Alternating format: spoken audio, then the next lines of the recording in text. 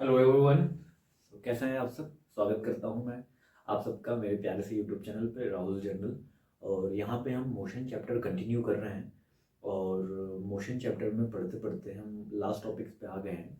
और हमने पिछले के टॉपिक्स में जो है ग्राफ के बारे में पढ़ा, ग्राफ को रीड कैसे करते हैं, मोशन को ग्राफ पे रिप्रेजेंट कैसे करते हैं। उसके दो लेक्चर्स हुए, एक तो आपका ग्राफ का 01 लेक्चर जो कि एकदम बेसिक था और लेक्चर लंबा हो गया था, इसलिए एक दूसरा लेक्चर बनाना पड़ा जिसमें हमने न्यूमेरिकल डिस्कशन हमने किए हैं। तो दो चीज़ें हो गई हैं। अब आज की क्लास में एक काफ़ी इम्पोर्टेंट जो है चीज़ हमें पढ़नी है, वो है इक्वेशन ऑफ मोशन के बारे में पढ़ना है। आज की क्लास बेहद इंपॉर्टेंट होने वाली है और आज की क्लास में हम पढ़ने वाले हैं इक्वेशन ऑफ मोशन। जैसा आप सबको पता है कि आपको थंबनेल आपने देख लिया होगा, तो इक्वेशन ऑफ मोशन जो है हमारे पास तीन इक्वेशन ऑफ मोशन है। हमारे पास तीन इक्वेशन ऑफ मोशन है। पहला जो इक्वेशन ऑफ मोशन है वो v equal to you plus a t होता है। दूसरा इक्वेशन ऑफ मोशन जो होता है वो होता है आपका s is equal to u t plus half a t square होता है। और आपका जो तीसरा इक्वेशन होता है, जो थर्ड इक्वेशन होता है, वो होता है v square minus u square is equal to 2as। और इन सब में आपके जितने भी अल्फ़ाबेट्स हैं, वेरिएबल है, इन सब की वैल्यूज आपको मीनिंग पता होगा, आई होप मैं समझता हूँ। जहाँ पे एक बार लिख देते हैं, जहाँ पे v जो होता है, v is final velocity, v is final velocity. u क्या होता है आपका, u होता है इनिशियल, u होता है इनिशियल वेलोसिटी, u आपका क्या होता है इनिशियल वेलोसिटी। जहाँ पे आपका a क्या होता है, a is acceleration, a is acceleration, acceleration A आपका क्या होता है, एक्सिलरेशन होता है। और क्या बच गया, एस आपको पता है, एस इज इक्वल टू होता है displacement, s is equal to क्या होता है डिस्प्लेसमेंट। और टी इज इक्वल टू क्या होता है, टी इज इक्वल टू होता है time, t is equal to क्या होता है टाइम।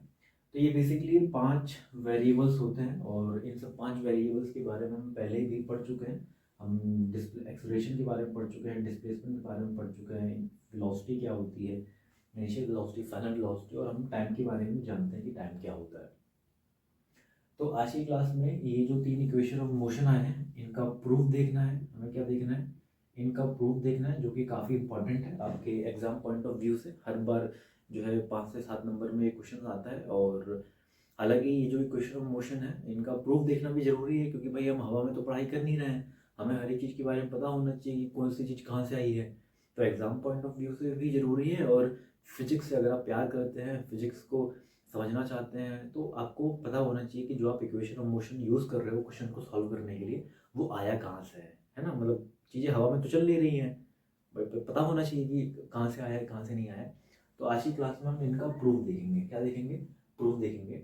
लेकिन मेरा सवाल ये है कि ये इक्वेशन ऑफ मोशन है, इनको क्या बोलते हैं, इक्वेशन ऑफ मोशन बोलते हैं। क्या बोलते हैं, इक्वेशन, इक्वेशन ऑफ मोशन बोलते हैं इसको। क्या बोलते हैं, इक्वेशन ऑफ मोशन। ये तीन इक्वेशन ऑफ मोशंस हैं। एक बार देख लेता हूँ कैमरे में सवाल है क्या। हाँ, तो ये तीन इक्वेशन ऑफ मोशन हमारे पास होती हैं, तीन इक्वेशन ऑफ मोशन होती है। ये first equation of motion, second equation of motion, third equation of motion.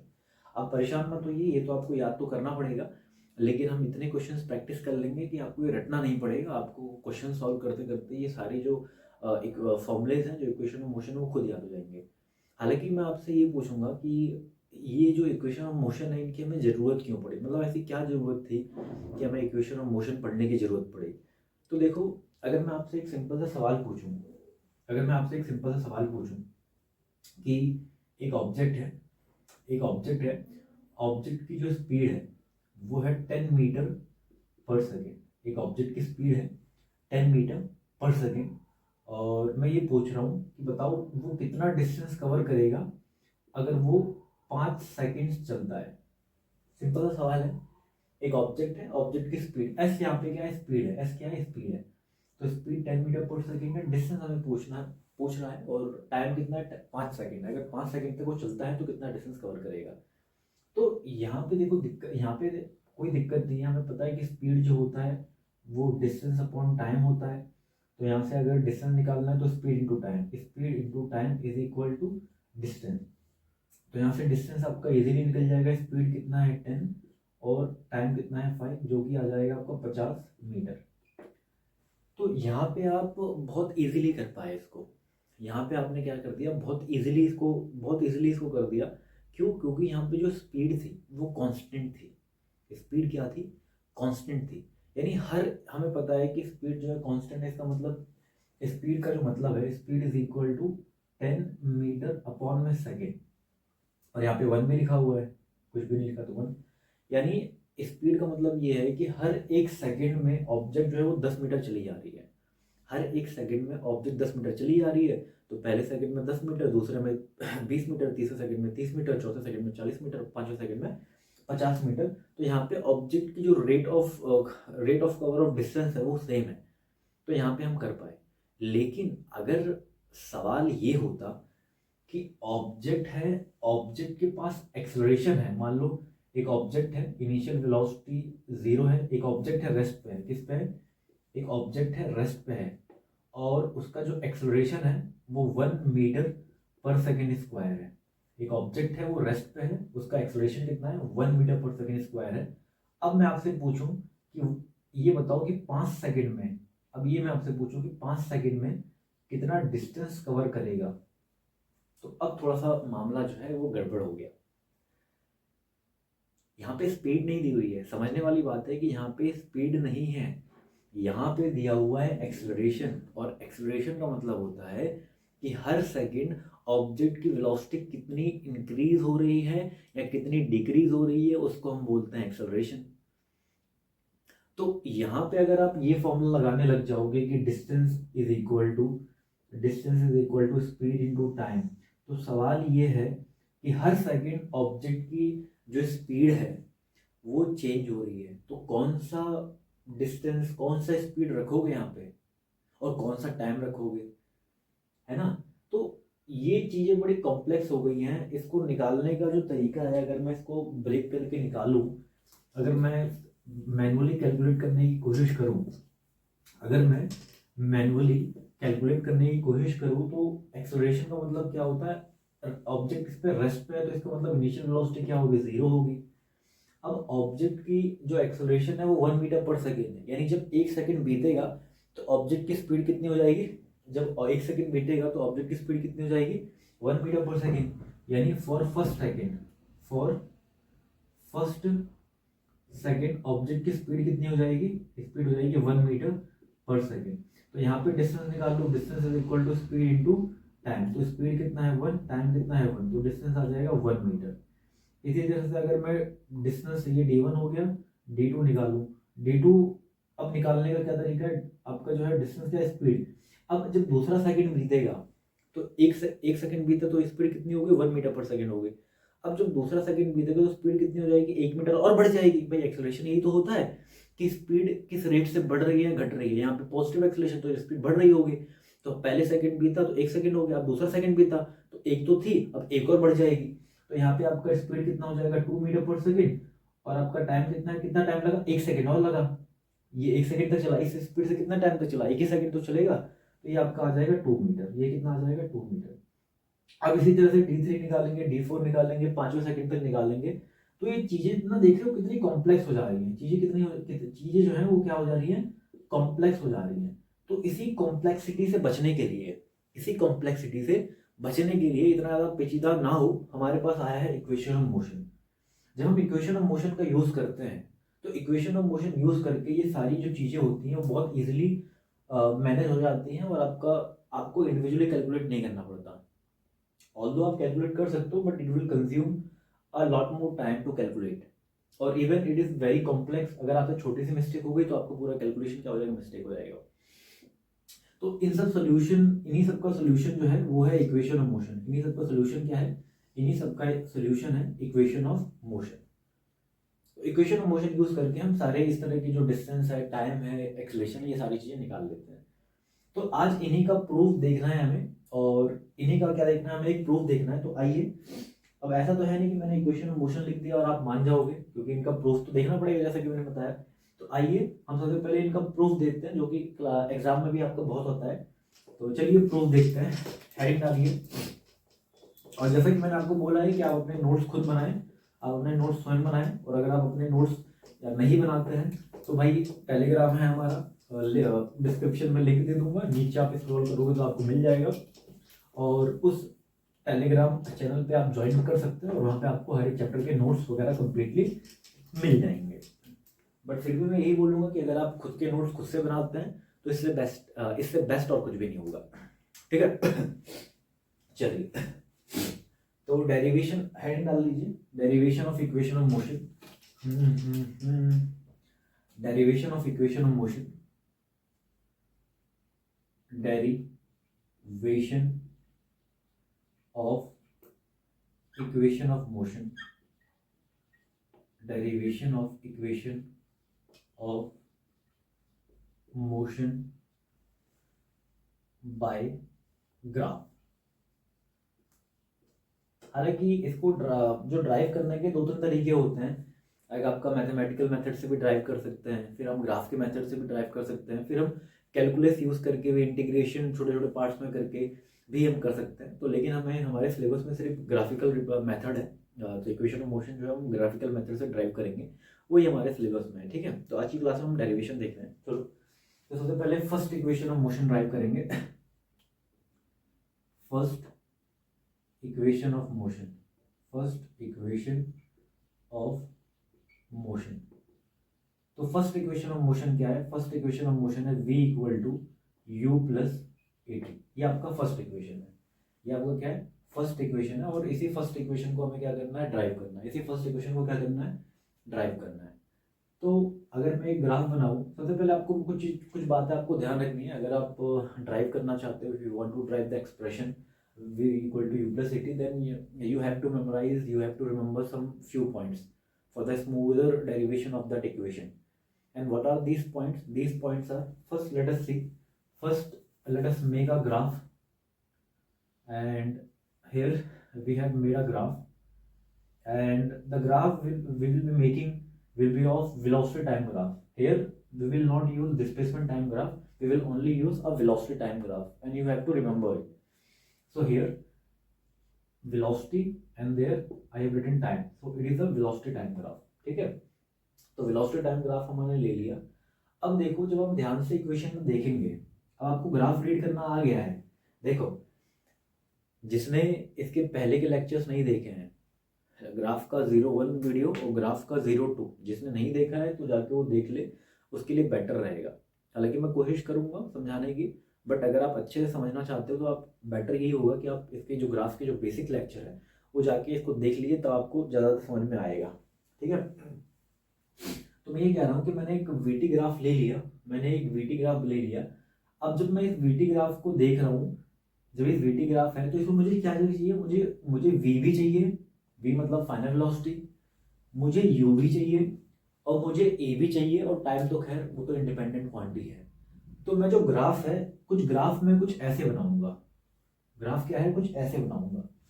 हम ग्राफ ऐसे नहीं बनाएंगे, मैं ग्राफ ऐसे नहीं बनाऊंगा वीटी ग्राफ, या मैं ग्राफ ऐसे भी नहीं बनाऊंगा, मैं ग्राफ ऐसे भी नहीं बनाऊंगा। क्यों? क्योंकि देखो, क्वेश्चन में हमारा जो है इनिशियल वेलोसिटी भी है, लेकिन जब मैं यहाँ से ग्राफ को स्टार्ट करूंगा, ओरिजिन से ग्राफ को स्टार्ट करूंगा, तो यहाँ पे आपका जो u है वो क्या हो जा रहा है? जीरो हो जा रहा है। तो जब u जीरो हो जाएगा तो u लिखने का कोई मतलब होगा नहीं। तो अगर मैं ये ग्राफ लूंगा तो यहाँ पे u की वैल्यू कुछ आएगी नहीं, u जीरो आ जाएगा, लेकिन इक्वेशन जो हमें ड्राइव करना है उसमें u भी चाहिए हमें। तो इसीलिए मैं ग्राफ कुछ इस तरह से स्टार्ट किया। मैंने यहाँ पे जो ऑब्जेक्ट जहाँ से स्टार्ट हो रहा है, तो इनिशियली ऑब्जेक्ट के पास कुछ ना कुछ वेलोसिटी है, तो ये वाला ग्राफ नहीं ले सकते। ये वाला ग्राफ क्यों नहीं ले सकते? ये वाला ग्राफ इसलिए नहीं ले सकते क्योंकि हमें एक्सेलरेशन भी चाहिए। हमें क्या चाहिए? हमें एक्सेलरेशन भी चाहिए। और आपको पता है कि इस ग्राफ में ये कांस्टेंट स्पीड से चल रहा है। अगर कोई ऑब्जेक्ट कांस्टेंट स्पीड से चल रहा है तो इसका मतलब वेलोसिटी में चेंज नहीं हो रहा है, और वेलोसिटी में चेंज नहीं हो रहा तो इसका मतलब एक्सेलरेशन क्या होगा? जीरो होगा। तो ये वाला ग्राफ भी नहीं ले सकते, तो हमें सिर्फ यही वाला ग्राफ लेना पड़ेगा। ठीक है, ये वाला ग्राफ हमें लेना पड़ेगा, मतलब कहीं 20 से स्टार्ट होगा और इस तरह से ऊपर की तरफ ग्राफ आपको मिलेगा। क्यों? क्योंकि हमें एक्सेलरेशन भी चाहिए होगा। तो सारे ग्राफ आप ऐसे ही बनाओगे।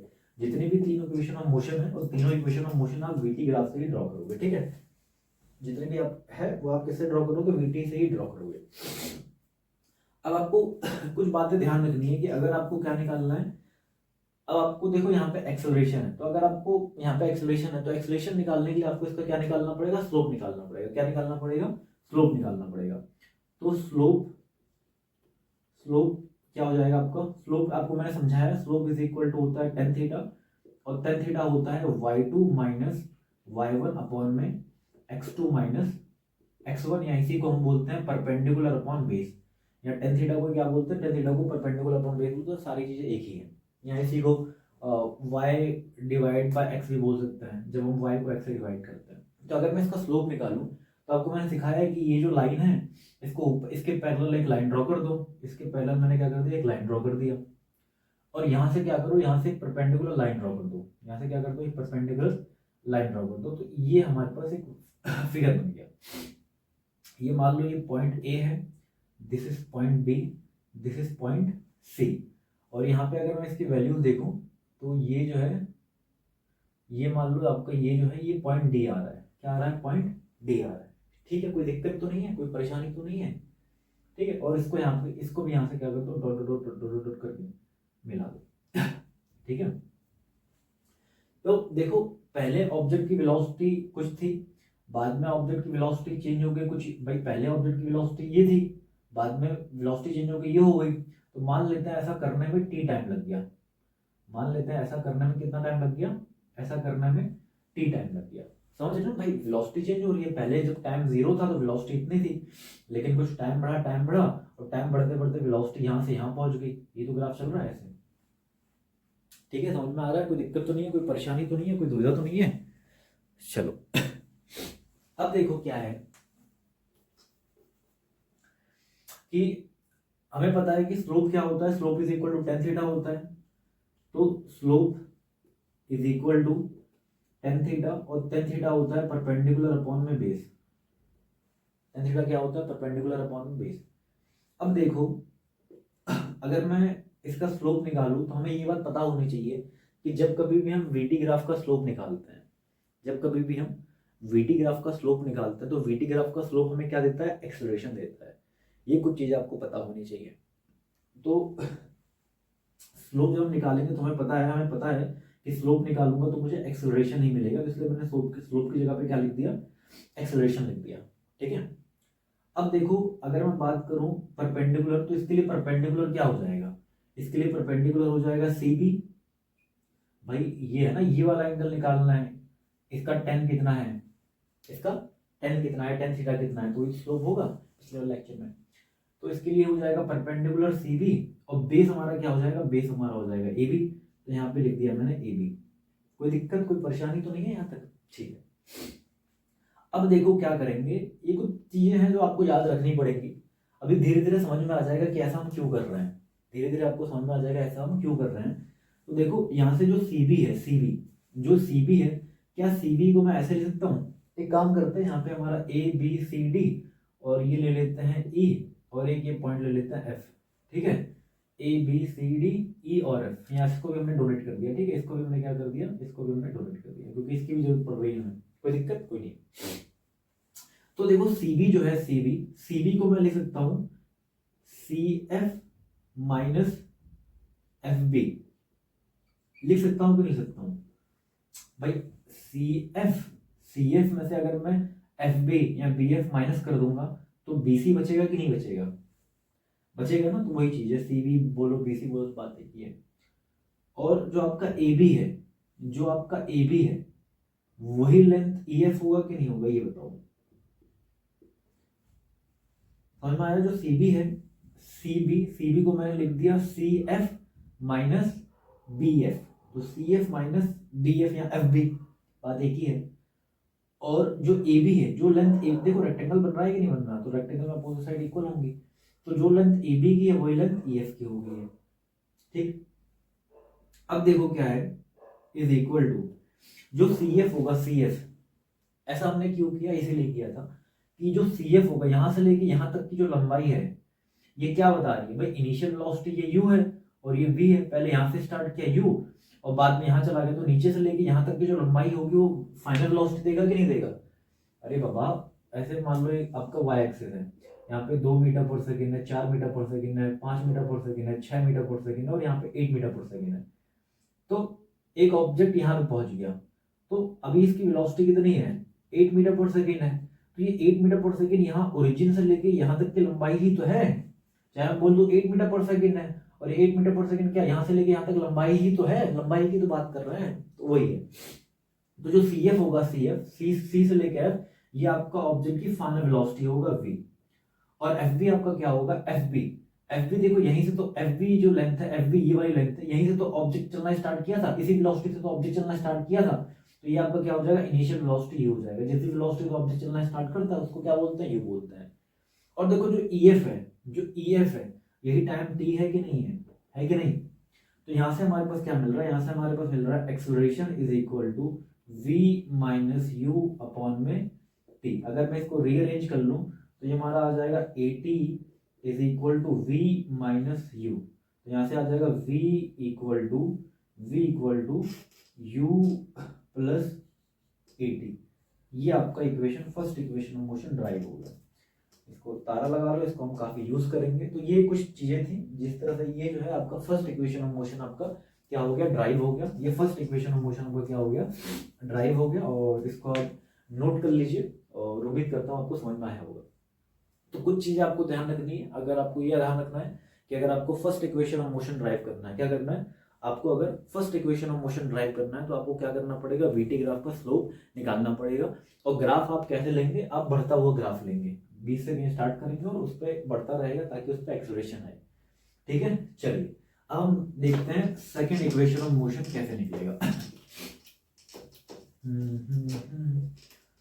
सेकंड इक्वेशन ऑफ मोशन कैसे हम निकालेंगे ये देख रहे हैं। ठीक है,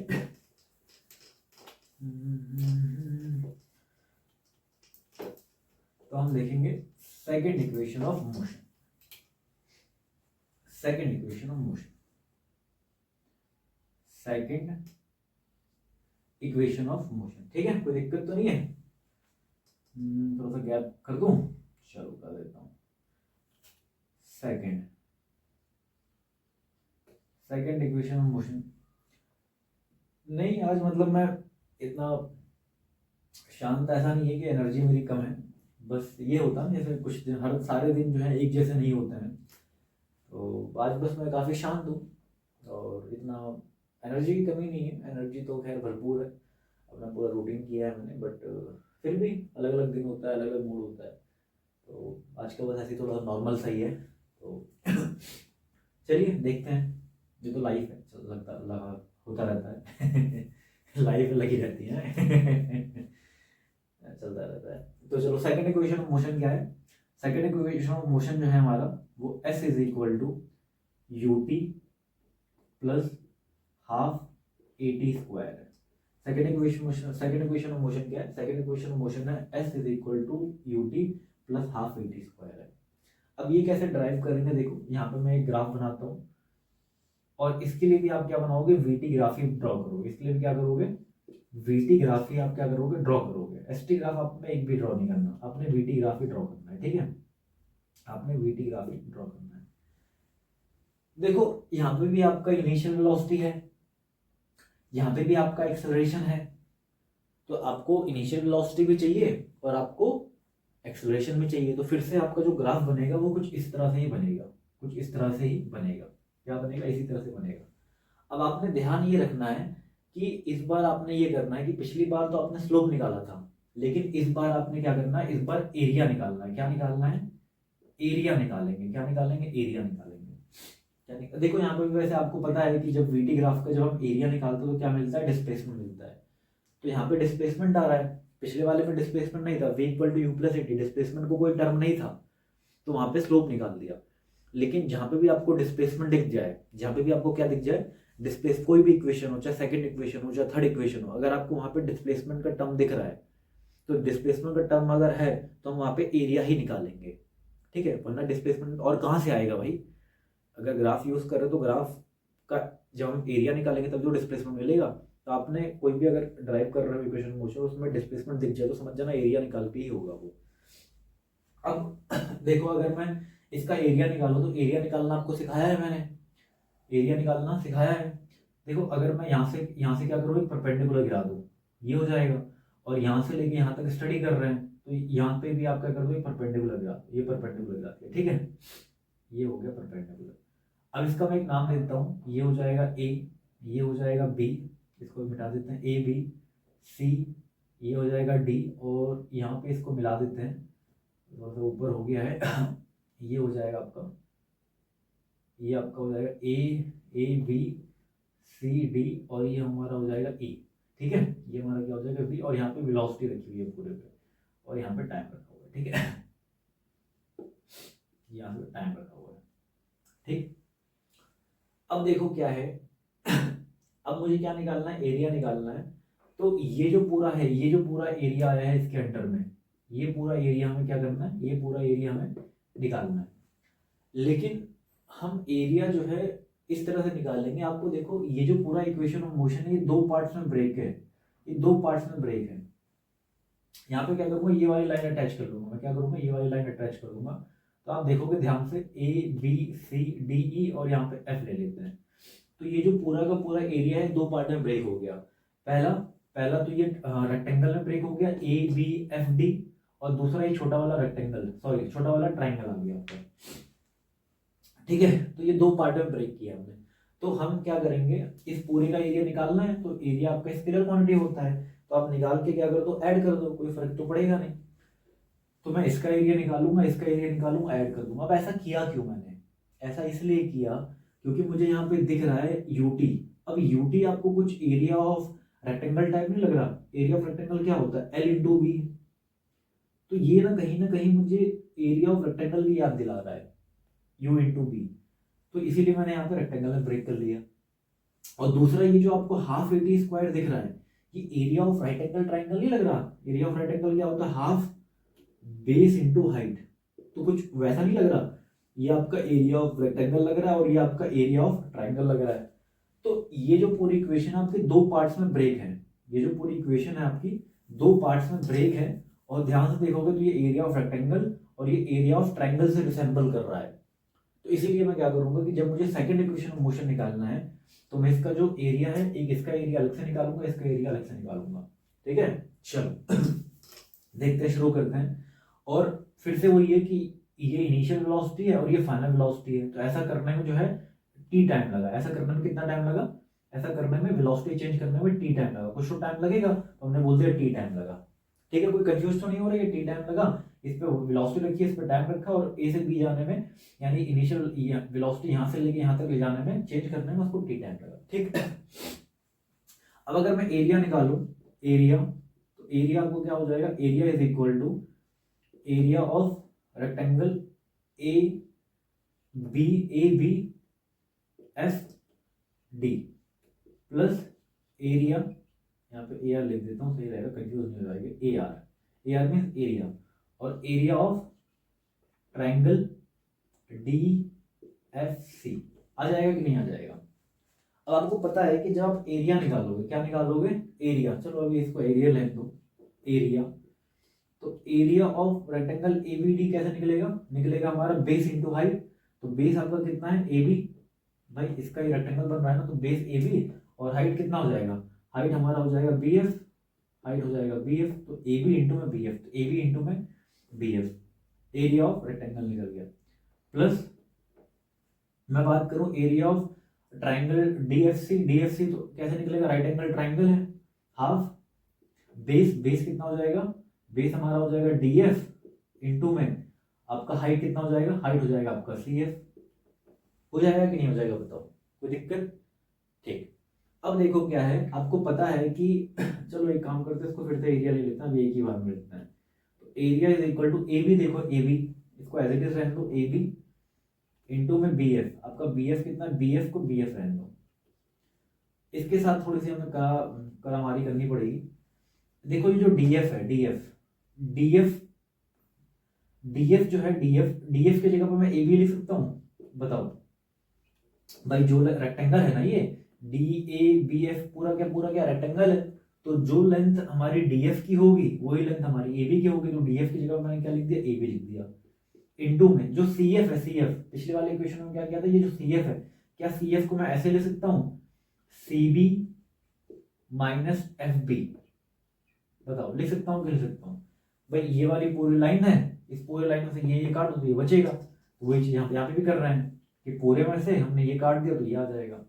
समझ में आ रहा है? अभी ऐसा इसलिए कर रहे हैं, ऐसा इसलिए किया है कि जो सीबी है, सीबी आपका आपका फाइनल वेलोसिटी मिल जाए और एफबी से आपका इनिशियल वेलोसिटी मिल जाए। अब ध्यान से सोचोगे समझोगे तो आपको समझ में आएगा। अब यहाँ पे सारी चीज रख देते हैं। जो एरिया होगा, एरिया, एरिया से आपका क्या आ जाएगा, डिस्प्लेसमेंट आ जाएगा। एरिया से क्या आ जाएगा, डिस्प्लेसमेंट। आपको पता है कि भाई एस टी ग्राफ है, सॉरी वीटी ग्राफ है, वीटी ग्राफ का जब एरिया निकालेंगे तो क्या मिलेगा, डिस्प्लेसमेंट मिलेगा। तो ये आ गया आपका एस। अब ये ए बी क्या है, A B, A B T के बराबर है कि नहीं है, ए बी जो है टी के बराबर है, तो ए बी जगह पे टी लिख दिया। इनटू में बी एफ आपका किसके बराबर है, बी एफ, तो बी एफ ये यहां से लेके यहां तक लेंथ है, तो यहीं से तो ऑब्जेक्ट ने चलना स्टार्ट किया था, तो ये आपका हो जाएगा यू, ठीक है, टी इंटू में यू प्लस हाफ इंटू में ए बी किसके बराबर है, ए बी, ए बी देखो टी के बराबर है कि नहीं है, ए बी टी के बराबर है, into C B, C B यहां से लेके यहां तक लेंथ है, तो सी बी यहां से लेके यहां तक लेंथ आपकी फाइनल वेलोसिटी हो जाएगी कि नहीं हो जाएगी, तो यहाँ पे हो जाएगा फाइनल वेलोसिटी वी माइनस, ठीक है, ए बी लिख दिया, ए बी की जगह पे टी आ गया, सी बी की जगह पे आपका क्या आ गया, वी आ गया, और एफ बी आपका क्या आ जाएगा, यू आ जाएगा, एफ बी आपका क्या आ जाएगा, यू आ जाएगा। तो इसको अगर मैं रीअरेंज करूंगा, समझ रहे हो, इसका अगर मैं रीअरेंज करूंगा तो ये हमारा हो जाएगा UT plus UT plus half into में, हाफ इंटू में ये मुझे आ जाएगा वी माइनस यू अपॉन में टी आ जाएगा।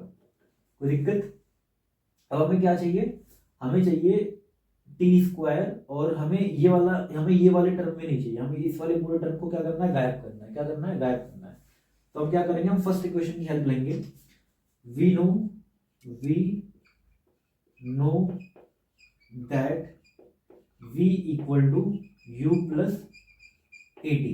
तो यहां से अगर मैं ये निकालूं v minus u is equal to क्या आ जाएगा, ए टी आ जाएगा। ये इक्वेशन फर्स्ट मान, ये इक्वेशन सेकंड मान लो, और इसको इक्वेशन फर्स्ट बोल दो, ठीक है। ये वाली चीज तो हम प्रूफ कर चुके हैं ना, तो इसका हम यूज कर सकते हैं, बेझिझक बेझिझक बे बेझिझक यूज कर सकते हैं, ठीक है। कभी कभी हो जाता है स्लिप, हमारी टंग हो जाती है, टंग हमारी स्लिप हो जाती है, टंग स्लिप नहीं होती, स्लिप टंग नहीं होती, टंग स्लिप हो जाती है, कभी कभी हो जाता है। तो v minus u is equal to a t है, तो इसको एलिमिनेट करना पड़ेगा ना, तो वही है ऑन पुटिंग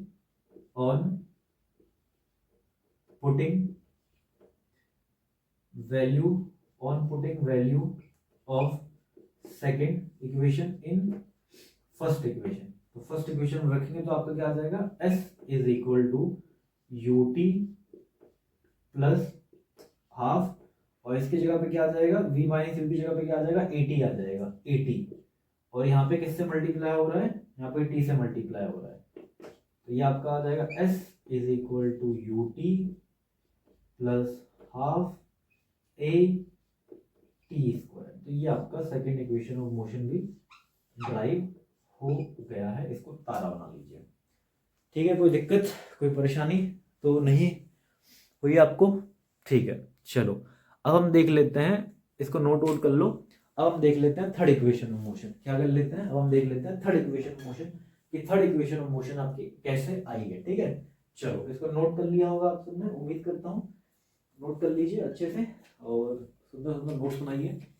फिर हम अगला इक्वेशन देखते हैं।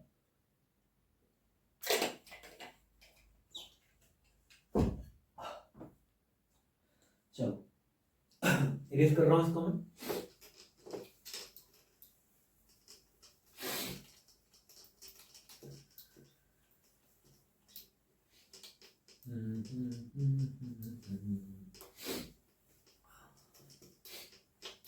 चलो चलो अब हमें देखना है third equation of motion, derivation of third equation of motion, derivation of third equation of motion. तो यहाँ पे मैं लिख देता हूँ थर्ड इक्वेशन, ठीक है। Third equation of motion, third equation of motion. तो थर्ड इक्वेशन ऑफ मोशन आपका क्या है? थर्ड इक्वेशन ऑफ मोशन है v square minus u square is equal to 2as, ये है आपका, ठीक है। v square minus u square is equal to 2as, ये आपका थर्ड इक्वेशन ऑफ मोशन है, इसको हमें ड्राइव करना है। तो फिर से हम क्या लेंगे? वीटी ग्राफ लेंगे। हमसे फिर से क्या लेंगे? हम फिर से वीटी ग्राफ लेंगे। ये वेलोसिटी टाइम ग्राफ है, ये वेलोसिटी टाइम ग्राफ है, वीटी ग्राफ ले लिया हमने। और ध्यान से आप देखोगे तो इस बार भी ए है और इस बार भी यू है। इस बार भी इक्वेशन में ए है, एक्सेलरेशन है, और इस बार भी जो है इक्वेशन में हमारे पास यू है, इनिशियल वेलोसिटी है। तो इस बार फिर से आपका ग्राफ कुछ ऐसे ही जाएगा। अब आपको ध्यान ये रखना है कि पहले वाले सेकेंड इक्वेशन ऑफ मोशन में आपने जब ड्राइव करना था तो आपने एरिया निकाला था, बट एरिया को आपने दो पार्ट में ब्रेक कर लिया था, एक रेक्टेंगल के एरिया में और एक ट्रायंगल के एरिया में। इस बार भी आपको क्या निकालना है? इस बार भी आपको एरिया ही निकालना है। क्या निकालना है? एरिया ही निकालना है। तो यहाँ पे देखो ये पूरा का पूरा टर्म एक ही जैसा है, तो इस बार जो एरिया निकालोगे इस बार पूरे का एरिया निकालोगे। तो ये है, अगर इसका एरिया निकालो तो यहाँ से परपेंडिकुलर गिराओगे तो ये आएगा, और यहाँ से परपेंडिकुलर गिराओगे तो ये आएगा। थोड़ा सा टेढ़ा बन गया, इसको सुंदर सा बना लेते हैं हम, थोड़ा देखने में अच्छा लगेगा। ये अभी चलो ठीक है, इतना कोई दिक्कत नहीं है। तो यहाँ से परपेंडिकुलर गिरा दिया, तो ये जो एरिया आएगा, ये जो एरिया आएगा, इस पूरे एरिया को हमें निकालना है। अब इस बार खास बात ये है, कुछ देखो ये कुछ चीजें होती है जो याद रखनी पड़ेंगी आपको। तो इस पूरे का एरिया निकालना है। देखो ये पूरा का पूरा टर्म एक ही जैसा लग रहा है मेरे को, ये पूरा का पूरा टर्म जो है एक ही जैसा लग रहा है। तो यहाँ पे मैं क्या करूंगा, यहाँ पे एरिया जो निकालूंगा पूरे फिगर का एरिया एक साथ निकालूंगा। इसको नाम दे देता हूँ मैं, ये हमारा हो जाएगा नेमकरण कर देते हैं, नेमकरण। तो ए बी सी, ये डी है, और duck duck duck duck duck duck duck duck duck ये वाला जो पॉइंट है ए बी सी डी, और ये ई हो गया, स्टाइलिश ई बन गया था, ई, ये वाला पॉइंट ई हो गया। ठीक है, कोई दिक्कत? यहाँ पे वेलोसिटी रखी हुई है, और हमेशा की तरह हमने मान लिया कि ये डी जो है इनिशियल वेलोसिटी है, और फाइनली बढ़ता बढ़ता गया, और ये आपका फाइनल वेलोसिटी है। तो ऐसा करने में टी टाइम लगा। कितना टाइम लगा? टी टाइम लगा। ऐसा करने में कितना टाइम लग गया? ऐसा करने में टी टाइम लग गया। ठीक है, कोई दिक्कत नहीं। अब देखो, अगर मैं इसका एरिया निकालूं तो area is equal to area of trapezium, trapezium A B C D. भाई ट्रेपीजियम बन रहा है ना, ट्रेपीजियम एक ऐसा फिगर होता है जिसमें दो साइड पैरेलल होती है और दो साइड नॉन पैरेलल होती है। तो ये पूरा का पूरा ट्रेपीजियम लग रहा है ना देखने में, ये दो ट्रेपीजियम है, वो इसी का एरिया, पूरे का एरिया एक साथ निकालेंगे। तो देखो एरिया आपका क्या हो जाएगा? Area is equal to area of trapezium A B C D. तो एरिया ऑफ ट्रेपीजियम क्या होता है? एरिया ऑफ ट्रेपीजियम होता है हाफ, 8th क्लास में तो पढ़ा होगा formula, half sum of parallel side, sum of parallel side, sum of parallel side into height, half sum of parallel side into height. तो एरिया क्या हो जाएगा आपका? Area is equal to half, area is equal to half और sum of parallel side. तो parallel side कौन कौन सी, जरा देख के बताना। देखो ये वाली साइड और ये तो पैरेलल है नहीं, एक ये वाली साइड पैरेलल है और एक ये वाली साइड पैरेलल है। अरे ट्रेपीजियम ऐसे ही तो होता है भाई, ऐसे ट्रेपीजियम होता है। तो यहाँ पे देखो ये पैरेलल साइड है, ये पैरेलल साइड, इसको ऐसे ही तो ऐसे ऐसे घुमा के रख दिया है, ऐसे घुमा के रख दिया है। घुमा के रखने से क्या होगा, ये वाली साइड देखो, ये वाली लाइन और ये वाली लाइन कभी एक दूसरे को कट करेंगी? नहीं कट करेंगे ना, तो ये तो पैरेलल हो गई। तो पैरेलल क्या हो जाएगा आपका? एडी, पैरेलल हो जाएगा आपका एडी प्लस आपका पैरेलल क्या हो जाएगा? बीसी, ये। और हाइट कितनी है आपकी? हाइट इनके बीच में, भाई हाइट मतलब दो पैरेलल लाइंस के बीच में कितना गैप है, उसी को तो हाइट बोलते हैं। तो ये पैरेलल लाइन है, ये पैरेलल लाइन, इनके बीच में हाइट कितनी है? इनके बीच में हाइट है ए बी। तो ये लिख दिया हमने ए बी। कोई दिक्कत तो नहीं हो रही ना समझने में? भाई ये दो पैरेलल लाइन है, ये देखो ये पैरेलल, ऐसे देखा आपने, ये ट्रेपीजियम है, तो इनके ये तो पैरेलल साइड हो गई, ये तो पैरेलल साइड हो गई, इसको ऐसे करके रख दिया, इसको ऐसे करके रख दिया। और हाइट कितनी हो जाएगी? ये, तो जब इसको ऐसे घुमाओगे, जब इसको ऐसे घुमाओगे, जब इसको ऐसे घुमाओगे तो हाइट यही तो आ जाएगी, है ना? तो ये आपका हाइट कितना हो जाएगा?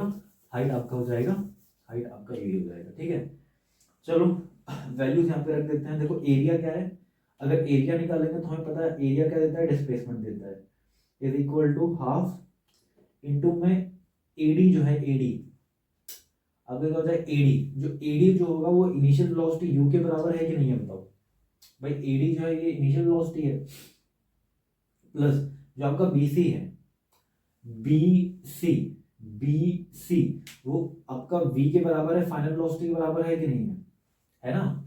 और जो आपका ए बी है, ए बी आपका टी के बराबर है कि नहीं है कि नहीं, टी के बराबर है। तो ये आपका आ गया इक्वेशन। अब ध्यान से देखो तो इस वाले एक्सप्रेशन में टी का कोई जिक्र नहीं है, इस वाले एक्सप्रेशन में टी का कोई भी जिक्र नहीं है, तो इसको इक्वेशन फर्स्ट बोल लो। अब हम क्या करेंगे, अब हम हेल्प लेंगे फर्स्ट इक्वेशन ऑफ मोशन की फ्रॉम, ये टी को गायब करना है तो टी को गायब करने के लिए फर्स्ट इक्वेशन ऑफ मोशन की हेल्प लेंगे। तो from first equation of motion, from first equation of motion, first equation of motion क्या है, v equal to you plus a t. तो मुझे t गायब करना, तो यहां से t की वैल्यू निकालो, तो ये आपका हो जाएगा v माइनस में u अपॉन में a is equal to T. आ जाएगा कि नहीं आ जाएगा बताओ। अरे बाबा ये प्लस है, इधर आ जाएगा तो माइनस में आ जाएगा, तो v माइनस यू, ये प्लस में इधर आएगा तो माइनस में हो जाएगा, और v minus u is equal to a t. अब ये मल्टीप्लाई में है तो मल्टीप्लाई में आएगा तो डिवाइड में आ जाएगा। ठीक है, समझ में आया, कोई दिक्कत तो नहीं है। चलो तो put the value of equation second in equation first, equation first में वैल्यू रख दो, तो आपको क्या मिलेगा, आपको मिल जाएगा s is equal to half, और ये आपका आ गया u प्लस v, और t की जगह पे क्या आ जाएगा, t की जगह पे आ जाएगा v माइनस यू अपॉन में टी आ जाएगा। ठीक है, तो देखो इसको मैं ऐसे लिखता हूं, s इज इक्वल टू ये हो जाएगा हाफ इंटू में 2t, हो जाएगा कि नहीं हो जाएगा भाई, ये डिवाइड में डिवाइड, मल्टीप्लाई में मल्टीप्लाई, तो इधर आ जाएगा 2t, और यहाँ पे आपका क्या बचेगा, यहाँ पे आपका क्या बचेगा, यहाँ पे आपका बचेगा v प्लस यू इंटू में v माइनस में u। बताओ कोई दिक्कत तो नहीं है, ये एडजस्ट कर देता हूँ इसको मैं, ठीक है, कोई दिक्कत तो नहीं है। अब आपको पता है कि A square minus B square is equal to A plus B, और इंटू में ए माइनस बी होता है, तो यहाँ पे A plus B minus B नहीं बन रहा, तो इसकी जगह मैं लिख सकता हूँ एस इज इक्वल टू, एक काम करो इसको इधर मल्टीप्लाई कर दो, इधर क्या कर दो मल्टीप्लाई कर दो, यहाँ पे आपका आ जाएगा, मल्टीप्लाई करोगे तो 2 एस टी आ जाएगा, क्या आ जाएगा 2 एस टी। ठीक है, क्या आ जाएगा आपका, अच्छा टी का तो हमने गायब किया था ना, सॉरी ये कहाँ से आ गया होगा, ओ सॉरी वेरी सॉरी, ये टी यहाँ पे नहीं आएगा, यहाँ पे क्या आ गया था आपका, ये ए रखा हुआ है, आई एम सो सॉरी, यहाँ पे आपका क्या रखा हुआ है, यहाँ पे आपका रखा हुआ है ए, रखा हुआ है ए, टी तो हमने गायब किया था, ए की वैल्यू निकाली थी, तो यहाँ पे आपका क्या आ जाएगा, यहाँ से आपका आ जाएगा S is equal to 1/2a, और यहाँ पे आपका बचेगा v प्लस यू और v माइनस में u, तो यहाँ से आपका क्या आ जाएगा 2as is equal to v square minus u square, ये इसी को अरेंज कर दूंगा मैं, तो आपका आ जाएगा v square minus u square is equal to 2as आ जाएगा, 2as आ जाएगा। ठीक है, ये चीज हो गई, तो आपका v square minus u square is equal to 2as, ये आपका थर्ड इक्वेशन ऑफ मोशन में क्या हो गई, ड्राइव हो गई। तो इस तरह से आप कर सकते हो, यहाँ पे थोड़ी सी मिस्टेक हो गई थी, टी की वैल्यू निकाली थी, यहाँ मैंने टी लिख दिया था, तो टी की जगह पे ए आएगा, तो ये आपका इधर मल्टीप्लाई कर 2, तो 2as, और ये a plus b a minus b, तो a square minus B square, तो ये थर्ड इक्वेशन ऑफ मोशन आपका क्या हो गया, ड्राइव हो गया। ठीक है, अब एक और छोटा सा टॉपिक है, पढ़ा देता हूँ इसमें आपको, एक टॉपिक जो लास्ट, इसके बाद हमारे पास सिर्फ एक ही टॉपिक रह जाएगा, उसमें हमें न्यूमेरिकल करने रहेंगे, तो लास्ट में जितने भी एनसीईआरटी के न्यूमेरिकल्स हैं और जितने भी इंपॉर्टेंट न्यूमेरिकल हैं, तो वो हम एक बार डिस्कस कर लेंगे। तो एक छोटा सा टॉपिक है, 2 मिनट का है, आइए समझा देता हूँ आपको, फिर इस लेक्चर को आज एंड करते हैं। ठीक है,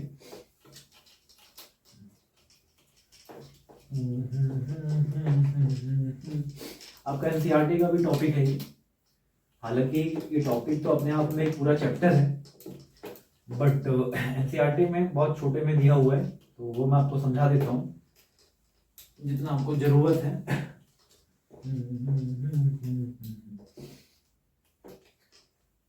चल, तो अगला एक छोटा सा टॉपिक है, 2 मिनट का टॉपिक है। टॉपिक है आपका यूनिफॉर्म सर्कुलर मोशन। यूनिफॉर्म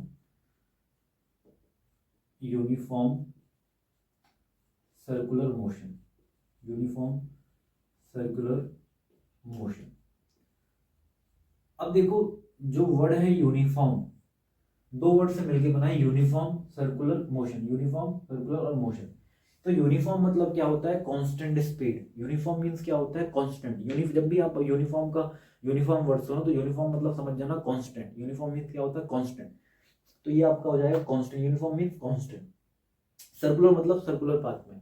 तो जब कोई भी ऑब्जेक्ट एक कांस्टेंट स्पीड से, एक यूनिफॉर्म स्पीड से जो सर्कुलर पाथ में मूव करता है तो उसको यूनिफॉर्म सर्कुलर मोशन बोलते हैं। डेफिनेशन लिख देता हूं इसको। when an object moves in a circular path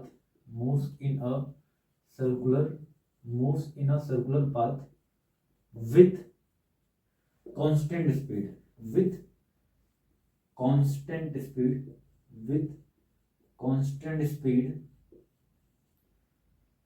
यहाँ पे कांस्टेंट वेलोसिटी नहीं ले सकता, क्योंकि जब कोई भी ऑब्जेक्ट सर्कुलर पाथ में मूव करता है तो उसकी डायरेक्शन हर एक पॉइंट पे बदलती रहती है। हर एक डायरेक्शन पॉइंट क्या हो रहा है? बदलता रहता है। तो इसलिए मैं यहाँ पे लिख रहा हूँ कांस्टेंट स्पीड। तो when an object moves in a circular path with constant speed then it is called uniform circular motion. Uniform circular motion. Uniform circular motion. Uniform circular motion. अब यूनिफॉर्म सर्कुलर मोशन में ऐसे समझ लो कि आपका एक circular path है, ये circular path है, और इस सर्कुलर पाथ का जो रेडियस है वो r है। सर्कुलर पाथ का रेडियस कितना है? सर्कुलर पाथ का रेडियस r है।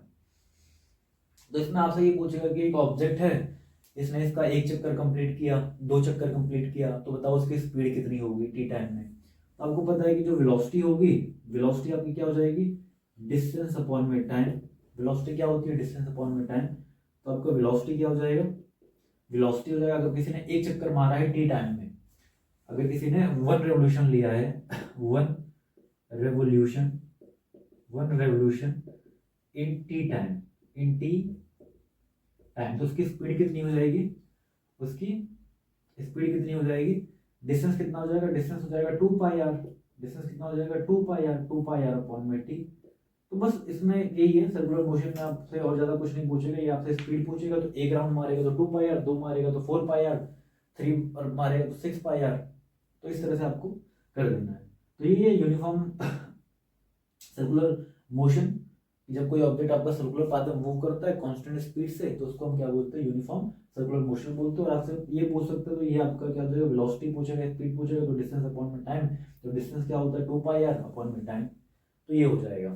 हालांकि ये जो सर्कुलर मोशन है, सर्कुलर मोशन अपने आप में बहुत बड़ा टॉपिक है। क्लास 11th में आप जाओगे तो इसमें भी जब कोई ऑब्जेक्ट सर्कुलर पाथ में मूव करता है तो इसमें भी अलग अलग तरह के एक्सेलरेशन होते हैं। 4 तरह के एक्सेलरेशन होते हैं।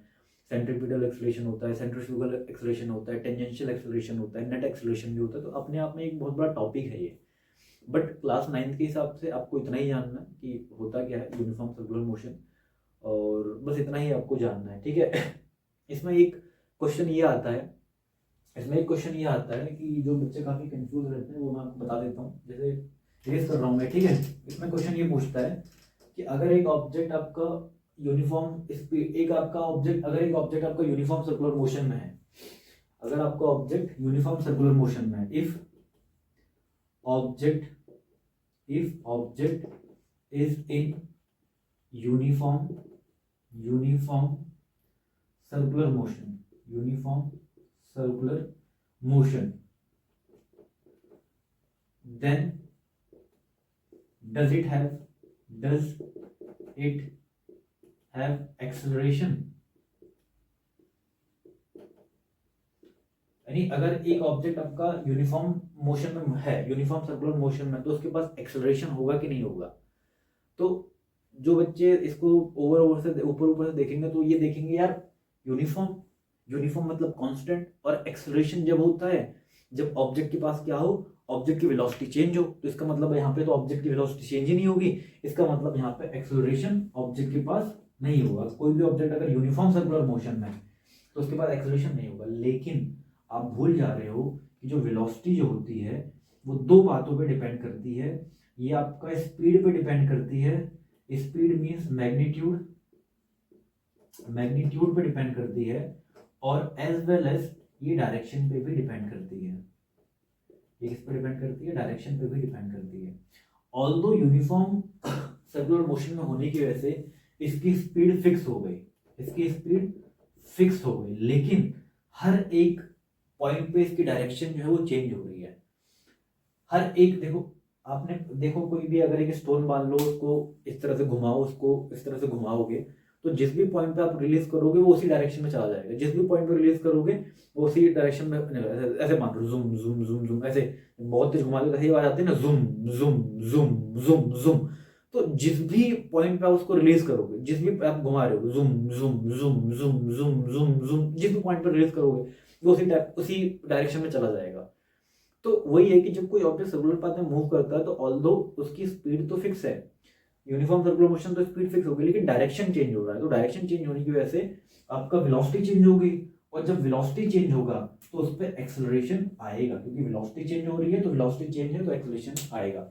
अब वो एक्सेलरेशन आपकी किस तरह की होगी, सेंट्रीपिटल एक्सेलरेशन होगी, सेंट्रीफ्यूगल एक्सेलरेशन होगी, नेट एक्सेलरेशन होगी, या फिर टेंजेंशियल एक्सेलरेशन होगी, वो बात की बात है।